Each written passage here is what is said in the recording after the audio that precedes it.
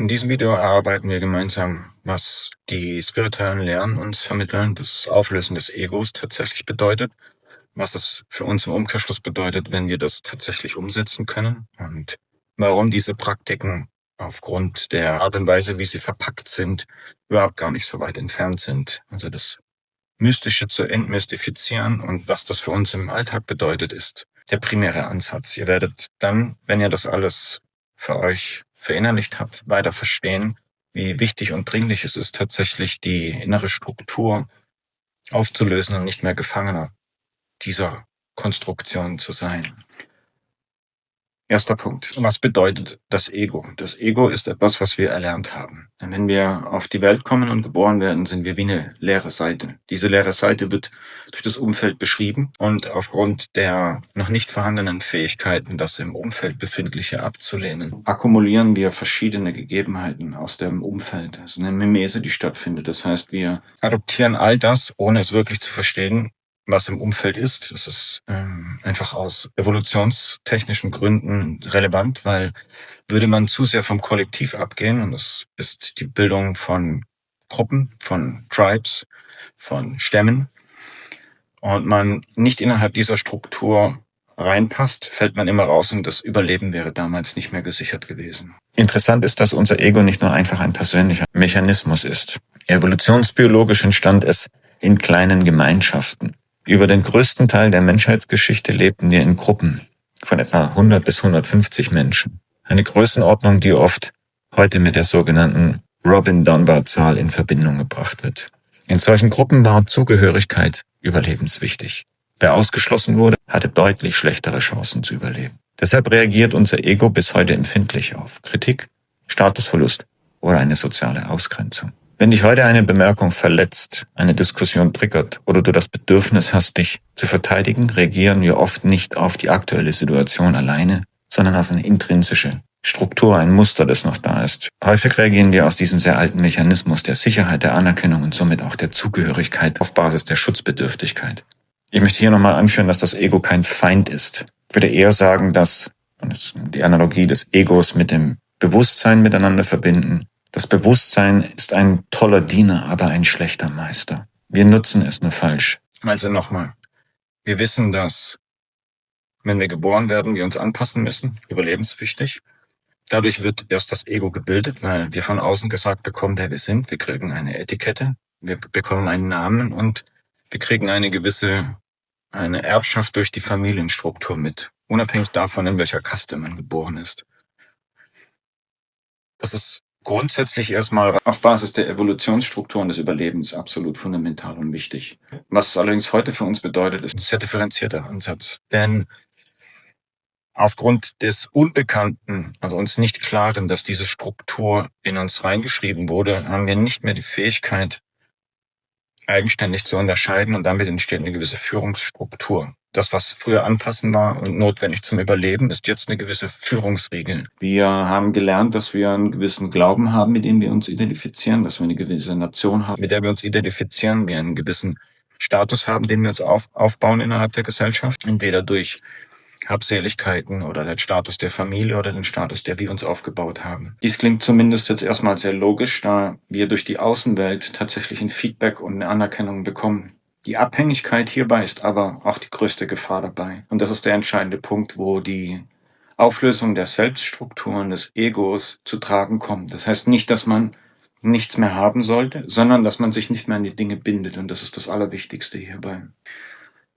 Den Bezug zu sich selbst wieder zu bekommen und sich selbst erstmal observieren zu können, ist eine grundlegende Voraussetzung. Jetzt gibt es eine alternative Ansicht, die genau in eine andere Richtung geht, die sagt, dass innerhalb der Systemlehre ein System kann sich selbst niemals beobachten. Ich würde das Ganze differenzieren. Das Gesamtkonstrukt kann sich nicht selbst beobachten, da es in sich selbst durch selbstevidente Handlungen sich immer selbst bestätigt. Ich hoffe, ihr könnt mir soweit folgen. Was heißt das im Umkehrschluss? Eine Universität kann ihr Gebäude, ihre Studenten und auch die Lehrkräfte vollkommen ersetzen. Allerdings wird die Universität, wenn der Name beibehalten bleibt und das Franchise beibehalten bleibt, immer noch weiterleben. Und das ist die grundlegende Struktur im kognitiven Ansatz. Also geben wir, deswegen sind das auch immer juristische Personen per Definition, einer gewissen Einheit eine Person, also eine Zuweisung des Ganzen. Nur durch diese Zuweisung entsteht eine gewisse Überlebensstruktur über mehrere Epochen hinweg und über mehrere Generationen hinweg. Da wird was nachlaufen, also einer Idee nachlaufen. Diese Idee hat nichts mit der Realität tatsächlich zu tun. Was bedeutet das jetzt für euch? Das bedeutet für euch im Umkehrschluss, dass, wenn wir das jetzt wieder zurück auf uns selbst brechen, dass all das, was man uns gesagt hat, den Namen, den man uns gegeben hat, das Verhalten, was wir an den Tag legen, die Kleidung, die wir tragen, die Musik, die wir hören und die Dinge, die wir als das bin ich uns einreden oder uns einreden lassen vom Umfeld, ist extrem variabel. Wenn ihr nämlich genau schaut, ist das Konstrukt des Selbstes nicht mal euer Körper ist immer gleich. Euer Körper verwandelt sich alle 10 Jahre spätestens, sind alle Zellen ausgetauscht. Ihr verändert eure Vorlieben, ihr verändert euer Erscheinen, ihr verändert euren Kleidungsstil, ihr verändert vielleicht die Automarke, die ihr habt, vielleicht zieht ihr um und trotzdem bleibt man bestehen und das ist die sogenannte Invariante. Wenn man sich auf diese Invariante, das richtet sich nach ontologischen Ansätzen, konzentriert, sieht man, dass ein gewisses Muster mit vorhanden ist. Also ist diese Selbstkonstruktion, die wir heute hängen und die wir als uns selbst interpretieren oder empfinden, nichts anderes als eine Konstruktion des Verstandes. Was bedeutet das jetzt für euch? Das bedeutet, dass ihr ein gewisses Verhalten an den Tag legt und einen gewissen Wertekompass an eure Umwelt habt. Dieser Wertekompass an eure Umwelt bedeutet, dass ihr eine gewisse Erwartungshaltung an die anderen habt. Es gibt einen tollen Satz, der sagt, Erwartungshaltung minus Realität gleich Enttäuschung. Die Ego-Struktur hat immer eine gewisse Erwartung an die Umwelt und hat damit eine gewisse Verpflichtung sich selbst gegenüber, des Verhaltens an dem, was man tut, aber auch eine Erwartungshaltung und somit eine Umkehrverpflichtung der Außenwelt im Verhalten, im Umkehrschluss. Und genau an dieser Stelle beginnt etwas sehr Interessantes. Denn sobald Menschen ähnliche Werte, ähnliche Überzeugungen und ähnliche Erwartungen teilen, entstehen Gemeinschaften. Zunächst sind es Familien, dann Freundeskreise, dann Vereine, dann Unternehmen, dann Religionen, dann politische Bewegungen.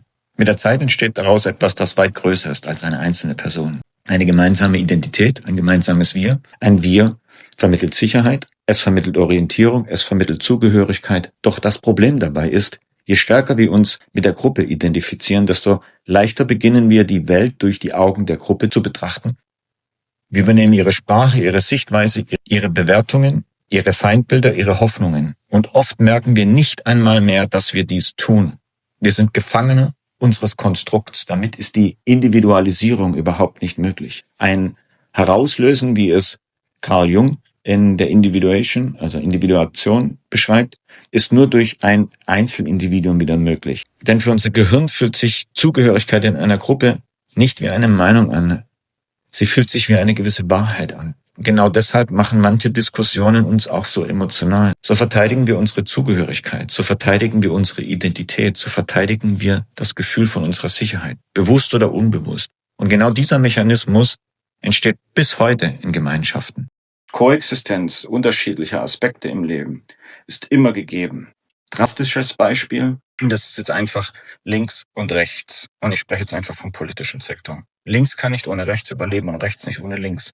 Das haben die leider nur noch nicht verstanden. Wenn wir nun hypothetisch davon ausgehen, dass eine Seite aufgelöst wird, weil eine andere Seite gewinnt, wenn man gewinnen überhaupt das so nennen kann, das heißt, sie siegt und die andere Energie wird unterbunden, entsteht immer wieder auf verschiedenen Aspekten eine ähnlich gleiche Äußerung. Das heißt, eine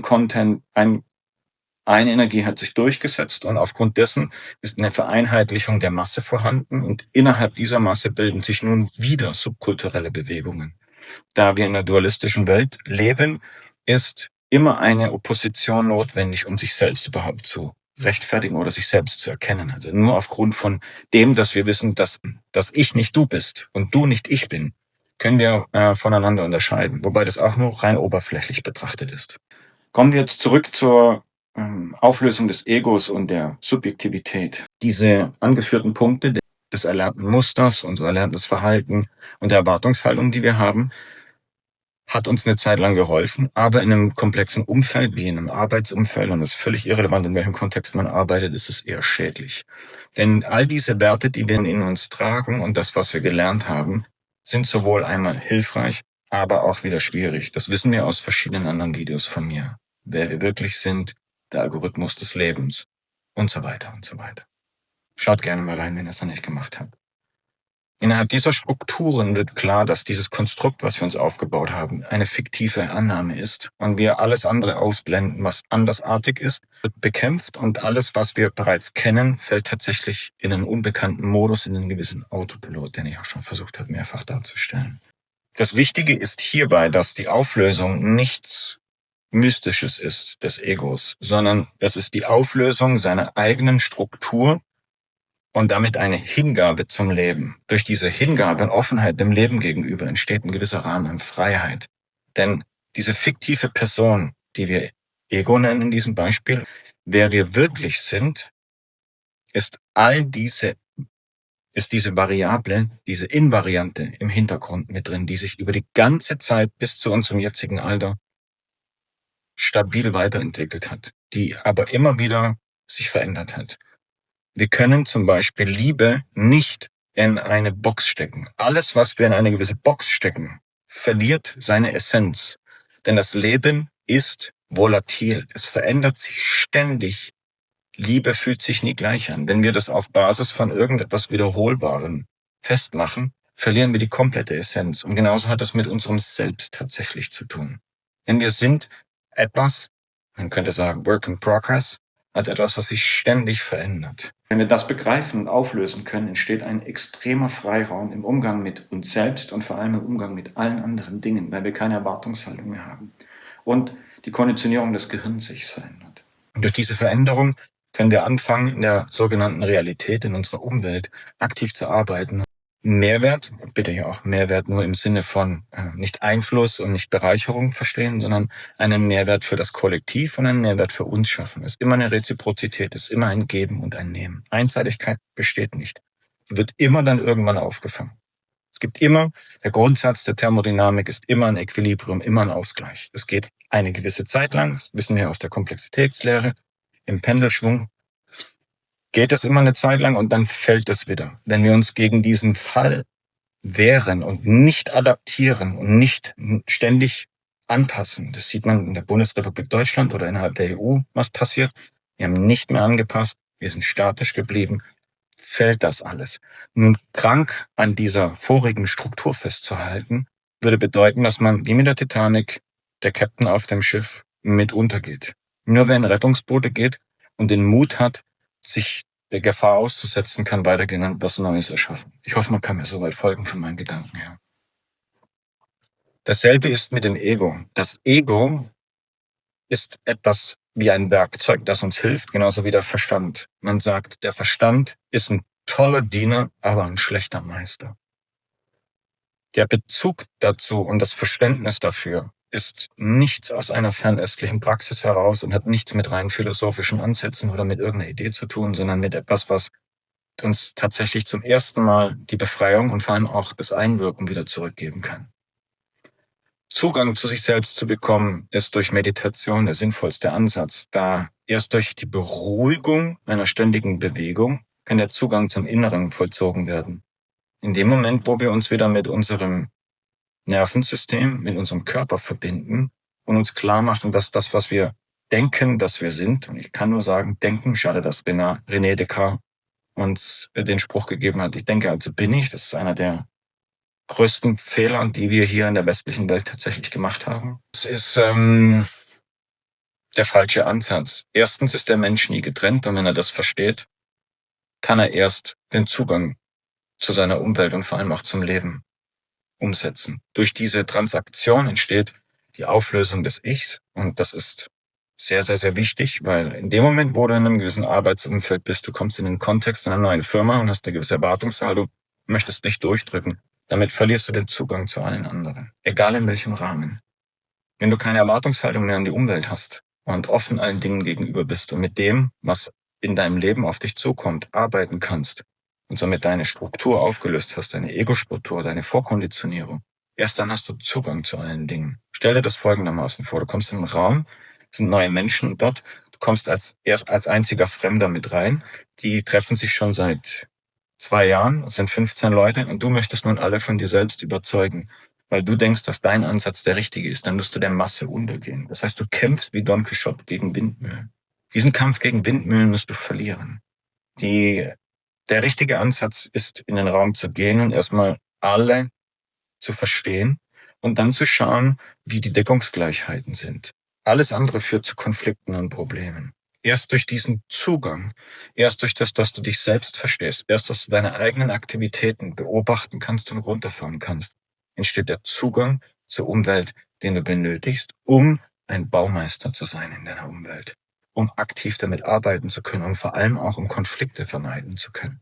Denn wenn du das nicht schaffst, bist du ständig aufgrund deiner Konditionierung im Konflikt mit der Außenwelt. Du wirst überall dieselben Probleme verursachen. Sie werden sich auf unterschiedliche Art und Weise manifestieren, aber du wirst den ähnlich gleichen Herausforderungen immer wieder gegenüberstehen. Nur wenn du es schaffst, deine innere Struktur nicht mehr als ein festes Ich zu sehen und dich der Umwelt hinzugeben, man könnte jetzt sagen, das Reich Gottes in sich eröffnen, man könnte sagen Samadhi, man könnte sagen Moksha, Liberation, die Befreiung von dieser Ego-Struktur. Das bedeutet, dass du nicht mehr versuchst, alle von dir zu überzeugen und immer wieder von dir zu sprechen und immer wieder versuchst, deinen Sinn und deinen Ansatz durchzubringen. Und ich glaube, wir kennen das alle, wir sitzen an einem Tisch, mehrere Leute unterhalten sich und jeder sagt nur, ich mag das nicht, ich mag das nicht, ich da nicht, nein. Und egal, in welchem Kontext wir sprechen, jeder hat immer seinen Senf hinzuzugeben. Dann verstehen wir nicht, was in unserer Umwelt los ist. Damit kriegen wir auch ständig eine Disbalance, einen Konflikt mit der Umwelt, weil wir jedem sagen, was wir nicht mögen und die Personen, das Ego, mit denen wir dann am Tisch sitzen, sich dadurch immer persönlich getroffen fühlen, weil du ihre eigene Haltung, ihre Ansicht des Lebens damit unterbewusst angreifst. Das heißt, du delegitimierst sie. Und damit entstehen immer wieder gesellschaftliche Konflikte. Wenn du offen allen gegenüber bist und allen zuhören kannst, entsteht ein Zugang zu deiner Umwelt, ein Zugang zu dir und ein Zugang zu all den Personen um dich herum. Erstens nimmst du einen sehr großen Mehrwert durch die Gespräche mit, weil du lernst etwas Neues und du siehst unterschiedliche Perspektiven. Ich weiß, dass wir gegen kognitive Dissonanzen kämpfen. Das heißt, dass Adaption ein bisschen ein Problem ist und den wenigsten das wirklich nur irgendwo schmeckt, wenn sie sich mit Themen auseinandersetzen müssen, die gegen ihre Ideologie sind. Ideologie ist starr und bricht. Alles, was flexibel und beweglich ist, kann immer überleben und sich anpassen. Es ist immer die Frage, was möchtest du? Egal in welchem Kontext. Wenn dein Chef, wenn dein Vorgesetzter, wenn deine Nachbarinnen, egal wer, da hast du immer eine gewisse Erwartungshaltung und diesen Konflikt trägst du immer wieder in dir drinnen. Diesen Konflikt wirst du überall immer wieder mit diesen Personen auslösen, weil es eine innere Schwingung ist, die vorhanden ist. Wenn du es schaffst, das zu inkludieren, denn uns stört meistens an anderen Menschen das, was wir selbst in uns nicht integriert haben, Schattenarbeit nach Carl Jung, dann sind wir nicht imstande, mit der Umwelt zu kommunizieren, denn wir haben immer eine Erwartungshaltung, dass diese ihre Probleme, die wir jetzt feststellen, lösen, um uns selbst gerecht zu werden. Aber ich denke nicht, dass wir, die wenigsten haben eine klare Vorstellung von sich selbst, noch viel weniger haben eine Vorstellung davon, wie die Welt richtig funktionieren würde, auf andere einwirken sollten. Die einzige Person, um die wir uns zu kümmern haben, sind wir. Und die Frage ist, wie gut haben wir das hinbekommen? Und jeder, der das gut hinbekommen hat, steht nicht mehr im Clinch mit der Außenwelt. Völlig absurd danach, mit anderen in einen Konflikt zu gehen oder zu argumentieren. Weil wenn du mit dir im Reinen bist, deine Struktur aufgelöst hast und die Außenwelt so sein lässt, wie sie ist, dann hast du keinerlei Konflikte mehr. Und es tun sich wirklich Vorhänge und Türen auf. Du kannst überall durchgehen. Und Leute wollen mit dir zu tun haben. Und Möglichkeiten ergeben sich. Du bist ruhig, du bist gelassen. Du kannst einen ganz anderen Ansatz innerhalb deines Lebens umsetzen. Und dadurch entsteht ein Zugang, den du dir eigentlich wirklich wünschst. Und das ist das, was man uns in den ganzen Schulungen und in den ganzen Seminaren nicht beibringt. Du kannst kognitiv niemanden verändern. Du kannst nur durch Erfahrungen niemanden verändern. Du kannst nur dein Leben verändern, wenn du dich um dich kümmerst. Und wenn du dich um dich kümmerst. Nicht, wenn du irgendwelche Sprüche oder neurolinguistische Ansätze oder gewaltfreie Kommunikation oder Interrogation-Taktiken oder was auch immer lernst. Das hilft dir nicht, weil du immer versuchst, aufgrund einer Vorkonditionierung deine Umwelt anzupassen und auf Schlagwörter hörst, ohne dann wirklich zu verstehen, was mit dem anderen los ist. Die Auflösung des Egos und des Selbst heißt, du fängst an, dich zu verstehen.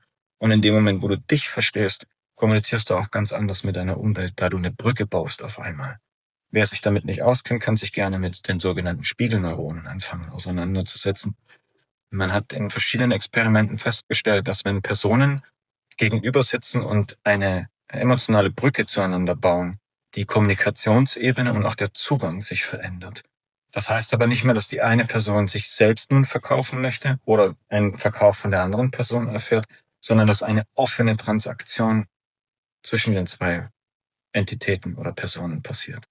Dadurch entsteht ein Zugang und erst dadurch könnt ihr tatsächlich mit eurem Gegenüber arbeiten. Euch bringen diese ganzen Seminare und Taktiken und Informationen in Büchern und sonstige Sachen leider überhaupt gar nichts. Das ist ein Einstieg dadurch. Das habe ich in meinem Video "Warum der Verstand niemals zufrieden ist" versucht darzustellen. Indem ich euch die 4 Ebenen des Bewusstseins klar gemacht habe. Es ist immer die Frage, in welchem Teil ihr eurer Wesensnatur verweilt. Es gibt den Körper, es gibt den Verstand, es gibt das Herz und Turiya, das 4., das ist die spirituelle Ebene. Der Körper hat klare Bedürfnisse, der Verstand hat klare Bedürfnisse und das Herz hat klare Bedürfnisse und dann eben auch die Spiritualität vereinigt alles miteinander. Wenn ihr versteht, wie diese Mechanismen funktionieren, könnt ihr aktiv damit arbeiten, da ihr immer feststellt, in welchem Teil eures Bewusstseins ihr arbeitet. Und ja, das ist ein gradueller Aufstieg. Ihr fangt nur mal an einem Plateau und geht diese Leiter sukzessive nach oben. Dann fängt immer an auf der Körperebene, auf den Bedürfnissen. Dann geht man auf die intellektuelle Ebene, auf die Verstandesebene. Da sammelt man Wissen an und verändert sich. Dann geht man auf die Herzensebene. Dann verändern sich die Dinge. Die Dinge arbeiten miteinander. Sie sind nicht getrennt voneinander. Es ist wichtig, diese zu verbinden. Wenn eine Harmonie zwischen diesen Punkten entsteht, entsteht auch die Freiheit und nicht mehr die Notwendigkeit, in verschiedenen Bereichen oder in Aspekten zu verweilen. Und erst dadurch könnt ihr tatsächlich den Zugang zu euch bekommen. Und den habt ihr euch verdient und den habt ihr allen, jeder kann den haben, das ist kein Hexenwerk. It's simple but not easy, hat immer jemand zu mir gesagt. Und das, was einfach ist, ist für uns oft am schwierigsten. Es gibt Praktiken, es gibt Möglichkeiten, es gibt Übungen, die man in den Alltag implementieren kann. Und was das alles bedeutet und wie das funktioniert, werde ich euch in anderen Videos noch zur Verfügung stellen. Mich würde jetzt sehr interessieren, wie eure Meinung dazu ist, was ihr davon haltet und ob euch weitere Informationen und gegebenenfalls Praktiken interessieren. Habt einen wunderschönen Tag, bis bald und ganz liebe Grüße.